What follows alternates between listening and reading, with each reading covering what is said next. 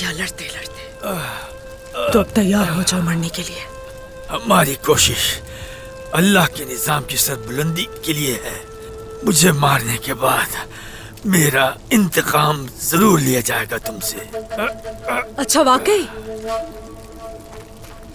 पहले ये तो बता, तुम्हारा सरदार उस्मान कहाँ है?